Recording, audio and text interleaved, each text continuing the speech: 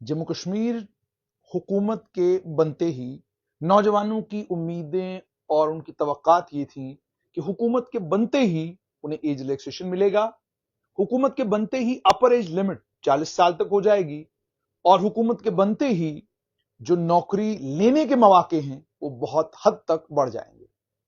लेकिन हुकूमत के बनने के बावजूद अब लगभग 1.5 महीना हुआ है। 1.5 महीने के बाद कैबिनेट मीटिंग 22 नवंबर 2024 को होती है और रिजर्वेशन के ऊपर सब कमेटी बन गई है। उसका जेकेजीएडी से, जनरल एडमिनिस्ट्रेशन डिपार्टमेंट से ऑर्डर 10 दिसंबर को इशू होता, 18 दिन के बाद। 20 साल की अपनी सहाफत में बहुत सारी कैबिनेट मीटिंग्स मैंने भी देखी हैं। कैबिनेट मीटिंग एक दिन होती और हुकूमत की शद्दोमत के साथ ही कोशिश रहती कि दूसरे या तीसरे दिन तमाम ऑर्डर इशू किए जाएं। स्टेट एडमिनिस्ट्रेटिव काउंसिल में भी यही होता, ज्यादा से ज्यादा हफ्ता लगता था ऑर्डर इशू करने में, मगर इससे ज्यादा वक्त नहीं लगता था। तो जहां जम्मू कश्मीर की हुकूमत को 18 दिन लग गए कैबिनेट सब कमेटी का ऑर्डर इशू करने में, क्या वहां जो हुकूमत से नौजवानों की तवक्कात हैं, हुकूमत उस पर खरा उतरेगी? इसी पर बात करने के लिए मेरे साथ कानून की दुनिया के एक बड़ा नाम एडवोकेट शेख शकील बेबाकी के साथ बात करते हैं, और यही बेबाकी है जो इनको कभी कभी महंगी भी पड़ जाती है। शकील साहब जी, बेबाकी आजकल भी महंगी पड़ रही है या नहीं? हमेशा दिमाग से बात नहीं की, दिल से बात की जुनेद साहब आपके साथ, और तभी लोग याद भी करते हैं, पसंद भी करते हैं, क्योंकि सोचा ही नहीं कभी कि उसका नतीजा क्या होगा, कॉन्सिक्वेंसेस क्या होंगे। अल्लाह मालिक। अल्लाह मालिक। शकील साहब, हुकूमत बन गई, जी 22 नवंबर 2024 को कैबिनेट मीटिंग होती है। 18 दिन के बाद ऑर्डर इशू होता है कि जनाब कैबिनेट सब कमेटी बन गई। सूरत ये है, इस सूरत में आपको क्या लग रहा है कि जो जम्मू कश्मीर नेशनल कॉन्फ्रेंस की हुकूमत से लोगों की तवक्कात वाबस्ता हैं, एक वकील के तौर पर आप क्या देखते हैं? क्या वो तवक्कात पर खरा उतरने की पॉसिबिलिटी है? सबसे पहले जुनेद साहब, एक चीज मैं आपको कहूँ, we are not a state right now. जितने भी हमारे ऑल इंडिया सर्विस के जो ऑफिसर्स हैं, they are under the control of our lieutenant governor. और जिस तरीके की अकाउंटेबिलिटी चीफ मिनिस्टर के सामने उनकी होनी चाहिए, वो नहीं है। जो हदायत हैं, अल्टीमेटली जो बाबू लोग हैं, उनकी ज़्यादा जवाबदेही जो है वो एलजी साहब की तरफ भी है, और पता नहीं क्या मजबूरियां भी हैं। तो अगर स्टेट होती तो आप देखते कि जो सीएम की जो डायरेक्टिव्स हैं, उनकी एनफोर्समेंट आपको ज़्यादा मिलती। तो एक्सप्रेसली जो डेलीगेशन ऑफ पावर्स हैं, उसमें जितने भी हमारी ब्यूरोक्रेसी है, पर्टिकुलरली जो हमारे आईएएस ऑफिसर्स हैं, they are answerable to the office of the lieutenant governor. और मुझे लगता है कि ये जो गैप है, और सीएम साहब तो बार बार कह रहे हैं, एक दो दिन पहले भी कहा है कि दो दो पावर सेंटर हैं, तो ये ठीक नहीं है। तो इशारे तो वो दे रहे हैं, और साथ में ये भी लोगों को कह रहे हैं कि आप इंतज़ार करें, स्टेट को आने दें। इवन उन्होंने अपने एमएलएस को भी कहा कि संयम से काम लें, जो ही स्टेट का दर्जा रिस्टोर होगा, चीज़ें जो हैं उनमें इम्प्रूवमेंट होगी। अभी कन्फ्रंटेशन के मूड में नहीं है, हालांकि थोड़ी थोड़ी मुद्दों पे हमें नज़र आई है कोई कन्फ्रंटेशन, लेकिन अभी उमर साहब इस मूड में नहीं है कि दिल्ली वाला हाल जो है वो यहाँ जम्मू कश्मीर में भी हो। और मोर ओवर, जो मेरी थोड़ी बहुत सूझबूझ है जुनेद साहब, सेंट्रल गवर्नमेंट भी looking into the sensitivities involve in Jammu and Kashmir, वो भी वो मैच, दिल्ली वाला मैच जो है, वो मुझे नहीं लगता कि वो खेलना चाहेंगे यहाँ पे। शकील साहब, ये मेरे अपने ही अमाल का नतीजा है। मैं क्या बताऊं जवाल क्यों आया। तो आप तो लड़ते रहे हैं, आपने अपनी लड़ाई 2000 के आसपास शुरू की थी, उसके बाद लगातार आप लड़ते रहे। आज आपको जो हालात हुकूमत के, इनको देखकर ये महसूस होता है, कभी मन करता है कि आप भी हुकूमत को याद कराएं, याद दहानी कराएं कि अगर 2009-10 में जब हम आपको कह रहे थे चोरी हो रही है, डाका पड़ रहा है, बंद करो, जमीन के ऊपर कब्जा हो रहा है, बंद करो, फलां चीज बंद करो, तब इन्होंने कान नहीं धरा, तब कान पर जूं तक नहीं रेंगी।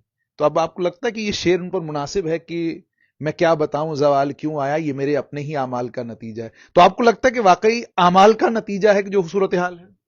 जुनेद साहब, इस तबाही के जिम्मेदार हम खुद हैं और हमारे पॉलिटिशियंस.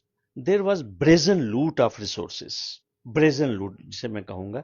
और आपको याद होगा कि हमारे सत्यपाल मलिक जी थे, वो कहते थे ना कि ये सुल्तान है, एंजॉय करते हैं. और ये बात बिल्कुल सही है. गरीब आदमी का किसी को यहाँ पे एहसास नहीं था. बैकडोर अपॉइंटमेंट्स होती थी, कमिश्नर्स के बच्चे. कईयों को तो आपने छुट्टी करवा दी. चलिए, हमने तो कोशिश की अपनी जानिब से, लेकिन मेरिट का कत्ल हुआ, इसमें कोई शक नहीं. लेकिन आज आप उमर अब्दुल्ला को तब्दील हुआ पाते हैं. आप देख रहे हैं उनकी पब्लिक डीलिंग, लेफ्टिनेंट गवर्नर के साथ डीलिंग, लोगों के साथ. आज सिविल सोसाइटी की मीटिंग जम्मू में हुई, Jammu chamber of commerce industry के साथ भी उन्होंने मुलाकात की.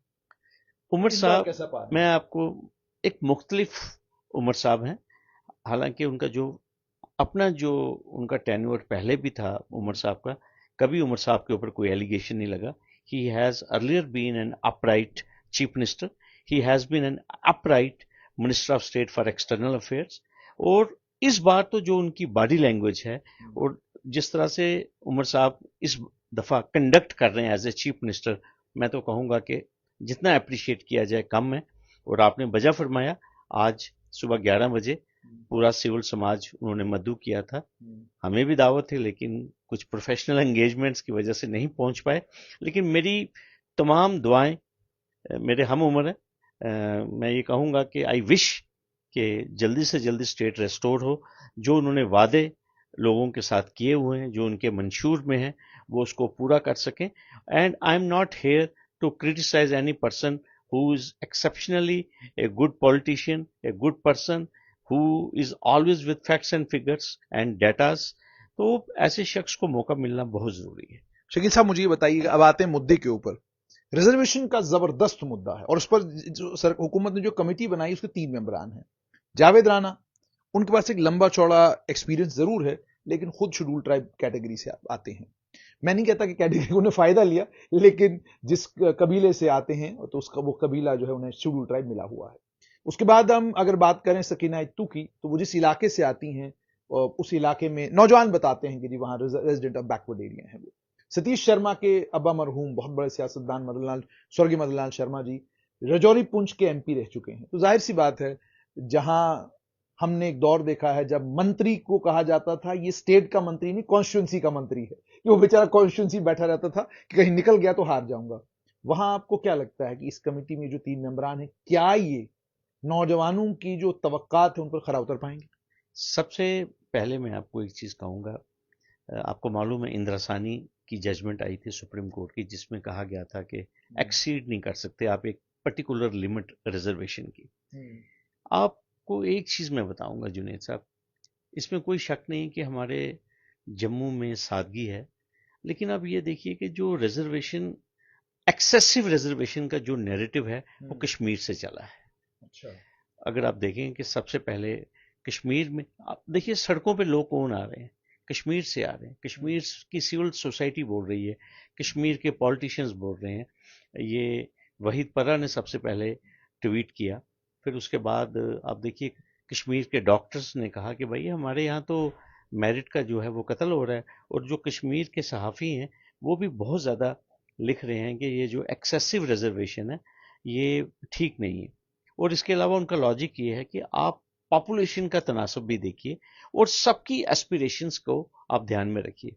इस वक्त जहाँ तक रिजर्वेशन का ताल्लुक है जुनेद साहब, कोई भी हुकूमत है, हमारे प्राइम मिनिस्टर जो हैं वो भी कहते हैं कि नहीं, हमें बाबा साहब भीमराव अंबेडकर का जो मैसेज है उसको आगे ले जाना है, क्योंकि इसमें वोट बैंक पॉलिटिक्स भी आपको मालूम है.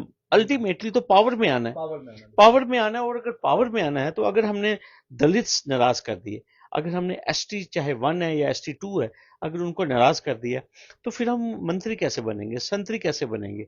लेकिन आपको बैलेंस भी रखना है, आपको जो ओपन मेरिट है उसका भी ध्यान रखना है, आपको सबकी एस्पिरेशंस का ध्यान रखना है. और इन तमाम चीजों को मद्देनजर रखते हुए ये जो दबाव बना है समाज का, और ये कमेटी कॉन्स्टिट्यूट की गई है. और इस कमेटी का जो दायित्व है वो यही रिकमेंड करना है कि कैसे एडजस्टमेंट की जाए, कैसे सभी को एकोमोडेट किया जाए. रिजर्वेशन तो खत्म होने वाली नहीं है, लेकिन आपको रास्ता ढूंढना है कि कैसे اوپن میرٹ کے لیے بھی اسپیس پرووائڈ کی. کیا آپ کو لگتا ہے کہ یہ 3 منتری جو جن کو ذمہ داری دی گئی ہے کیا یہ انصاف کر پائیں گے؟ ایکسپیرینسڈ ہیں. میں آپ کو بتاؤں گا رانا صاحب ایک بہت ہی منجے ہوئے اور پرٹیکولرلی مجھے معلوم ہے وہ بھی لا گریجویٹ ہیں, ایک سیاسی بصیرت ہے. اس کے علاوہ ستیش بھی لا گریجویٹ ہیں. ہاں ستیش جی جو ہیں آپ کو پتہ ہے وہ لندن سے بھی پڑھے ہوئے ہیں اور بعد میں انہوں نے بھی لا کیا ہوا ہے. میڈم سکینہ تو ہیز اے واسٹ ایکسپیرینس. مجھے پوری امید ہے یہ کیونکہ بہت دیر کے بعد سیاسی عمل یہاں پہ شروع ہوا ہے اور یہ کسی کو ناراض نہیں کریں گے, یہ میں آپ کو صاف بات بتاؤں.